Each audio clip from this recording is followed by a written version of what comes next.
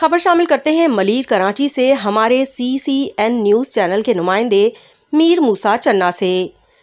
اہلیان بے نظیر چوک ابراہیم حیدری کی طرف سے پاکستان مسلم لیگ نون کے امیدواران کے مان میں ایک عظیم و شان جلسہ بے نظیر چوک ابراہیم حیدری میں منعقد کیا گیا۔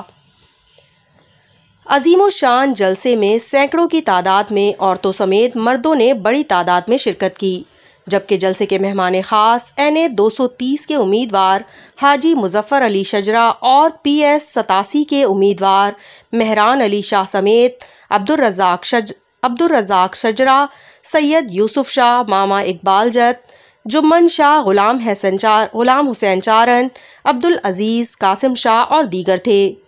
اس موقع پر تمام مہمانوں کو اجرک کے تحائف اور پھولوں کے ہار پہنائے گئے۔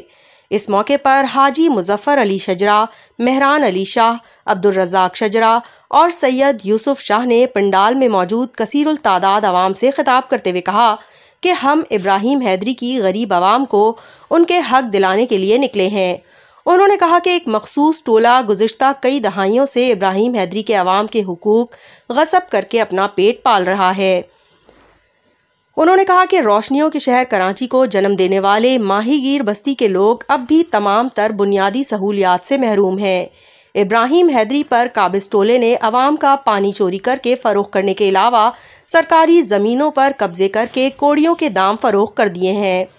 انہوں نے کہا کہ اب ابراہیم حیدری کی عوام مکمل طور پر باشعور ہو چکی ہے اور وہ جانتے ہیں کہ انہیں کس سازش کے تحت آج تک بنیادی سہولیات سے محروم رکھا گیا، ان کے روزگار پر ڈاکہ ڈالا گیا۔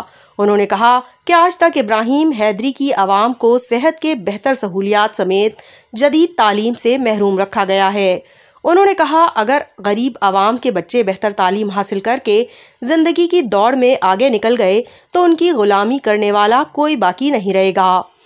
انہوں نے کہا کہ گزشتہ دور حکومت میں منتخب نمائندوں نے لوٹ مار کے علاوہ مقامی لوگوں کی فلاح و بہبود کے لیے کوئی بھی مثبت قدم نہیں اٹھایا۔ انہوں نے کہا کہ اس بار ابراہیم حیدری کی عوام سازشی ٹولے کو شکست دے کر شیر پر ٹھپا لگا کر ہمیں کامیاب کروائے گی اور انشاءاللہ ہم ان کے تمام تر بنیادی مسائل کا حل تلاش کر کے انہیں تمام بنیادی سہولیات فراہم کریں گے۔